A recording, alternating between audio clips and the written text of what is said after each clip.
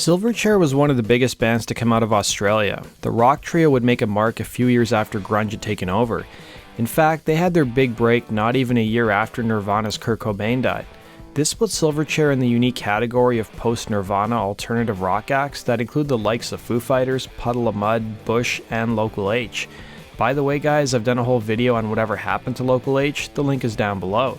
Silverchair would also end Australia's musical drought by being the first band to have a debut album chart in the top 10 in America since 1982's Men at Work. Silverchair would also be the first Australian band in 5 years to have an album chart in the top 10. The last band before them was INXS. Vocalist and guitarist Daniel Johns grew up in a musical home with his parents frequently blasting Black Sabbath and Deep Purple records. Johns and his schoolmate, a drummer named Ben Gillies, started jamming together as teenagers in 1992 in Newcastle, Australia, a blue-collar working town north of Sydney. The pair wanted to get serious about music and enlisted bassist Chris Jonu and called themselves Innocent Criminals. They soon started jamming on Pearl Jam songs before writing their own. By the spring of 1994, a neighbor of John's told the young musician about a demo tape contest called Pick Me that was being broadcast on the TV show Nomad and being sponsored by the local radio station Triple J FM. Johns was a little skeptical, telling Rolling Stone in 1996, "We'd been in competitions before and didn't do shit, but we sent in our tape," he'd remember. Silverchair would be one of more than 800 entries into the contest and thought their tape would be lost in the shuffle. The tape the group submitted was credited to their old moniker Innocent Criminals. One of the show's judges heard the almost 7-minute long demo of the song Tomorrow and was blown away. But it was no surprise the band's demo stood out considering how awful some of the other submissions were. One band did a song about tuna fish, while another artist submitted a song that heavily sampled movies including The Fugitive and Star Trek.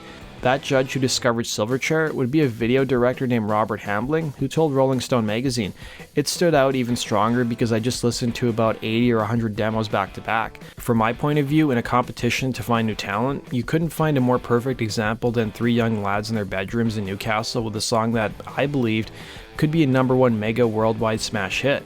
The other judges concurred and awarded Silverchair the show's grand prize, which included a full-day recording session to spruce up Tomorrow, a video shoot for the single at an old prison, and by June of 1994, the video for Tomorrow was already being aired on the TV show Nomad, and Triple J FM added the song to the rotation. Within a week of the band getting radio airplay, record labels were chomping at the ability to sign the band. Johns' mother, who managed the group at the time, was being contacted by Australian labels, including Murmur, who was owned by Sony. And what's funny is that the reps went to a local Newcastle pub called the Jules Tavern, but because the boys were only 15 and 16 years old, they were underage and weren't allowed to play there, so they had to play in a restaurant next door to the bar. The band would end up signing a record deal with Murmur Records, who released the single Tomorrow under their new band name Silverchair. The name originated from combining the Nirvana song Sliver, which one of the members thought was spelled silver, and the track Berlin Chair by UMI. A month after its release, Tomorrow topped the charts in Australia, selling 175,000 copies. It was estimated that approximately 1% of Australia's population purchased the single. The band would tell Billboard magazine how Tomorrow's origins dated back to early 1994, while they were still called Innocent Criminals. That was on a TV show. There was this poor guy taking a rich guy through a hotel to experience the losses of the less fortunate than him. The rich guy is complaining because he just wants to get out, and the poor guy is saying you have to wait till tomorrow to get out. That's one of our least serious songs, but it still has meaning to it, they'd say. To give you a sense of just how quickly Silverchair blew up, the first well-known rock band they saw was the Australian group Screaming Jets in the summer of 1994. They played at a venue that seated 3,500 people, and funny enough, Silverchair was the opening act. Johns would tell Rolling Stone, "It was sold out and we were pretty nervous. It was just after we got a record contract. We played and then we go upstairs into the VIP area and watch the Jets, but it was pretty weird. The Jets sounded so good, we thought we must have sounded like shit," he'd say. By early 1995, the band was playing the country's Big Day Out festival, and they played an afternoon slot on one of the side stages and attracted more than 15,000 people, 3 times their performance area's capacity. Keep in mind that during the band's rise in popularity, they were still in school. In fact, their debut album Frog Stomp was recorded and mixed in just 10 days during the boys' Christmas break from school. Since the band members toured extensively to support Frog Stomp, they were missing a lot of school, and their school principal was pretty accommodating, restructuring their classes for the last 2 remaining years until graduation, and they would get special credits for music. Silverchair would be managed by the group's parents, and when the band hit the road, their mom and dads would take turns chaperoning them on tour. Silverchair would tour America 4 times in just 8 months on the back of Frog Stomp, and even landed an opening spot for the Red Hot Chili Peppers and the Ramones. By the end of the day, Frog Stomp would be certified double platinum in America, triple platinum in Canada, and multi-platinum in Australia, thanks to the single Tomorrow. The album would end up peaking at number 9 on the Billboard charts. Rolling Stone magazine would estimate that in 1996, by the time Frog Stomp ended its run on the charts, the trio would earn about $1 million apiece, with their parents setting up trust funds to hold the money. Success aside, Gillies would reveal how fame wasn't quite what they expected, telling Rolling Stone, "You always think if you put a record out that it's all these fancy hotel rooms and chicks, and we've seen the other side of it. You gotta do all this stuff, traveling, interviews, stupid photo shoots, all that other stuff is just a big pull," he'd say.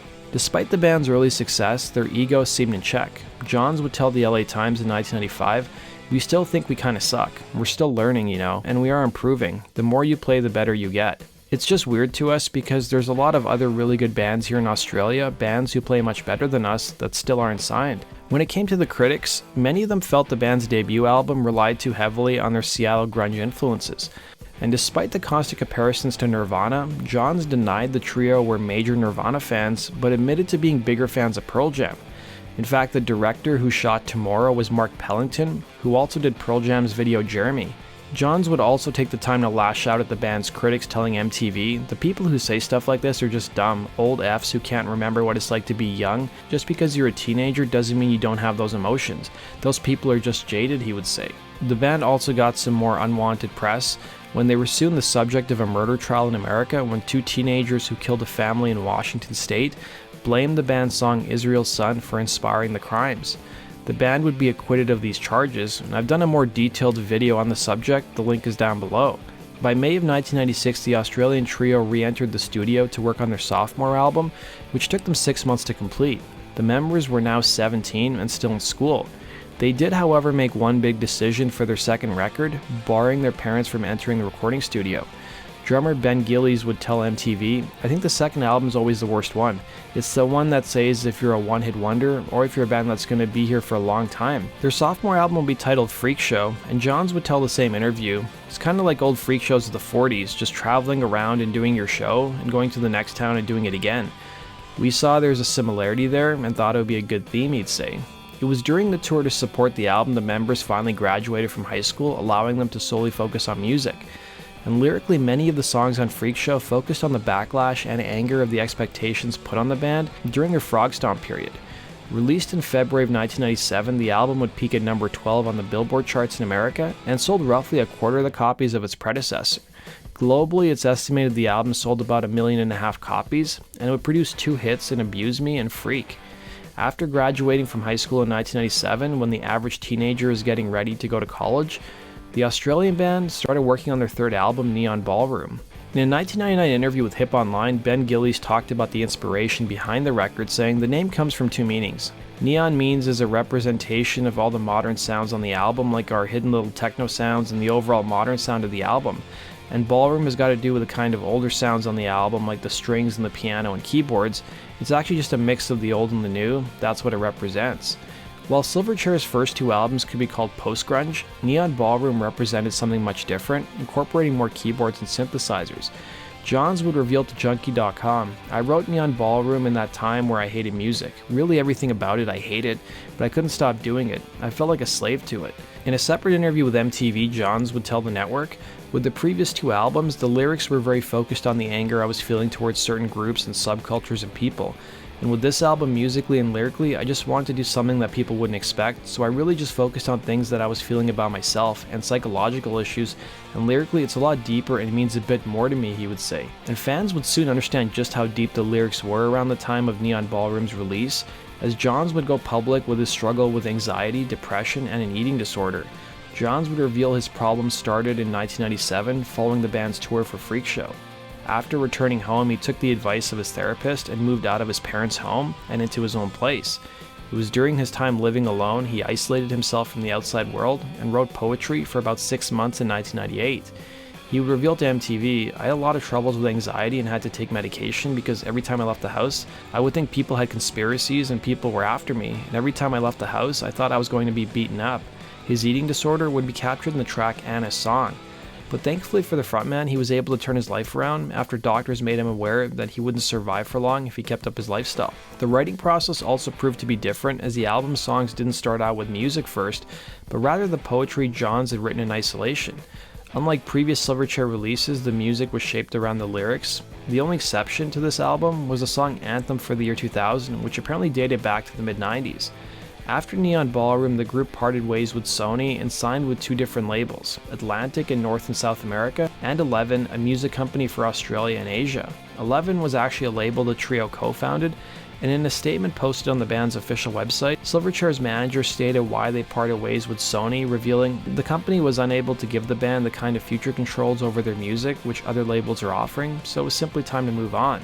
Things didn't seem to end on good terms with Sony, as the label would release a best-of compilation that the band soon disavowed.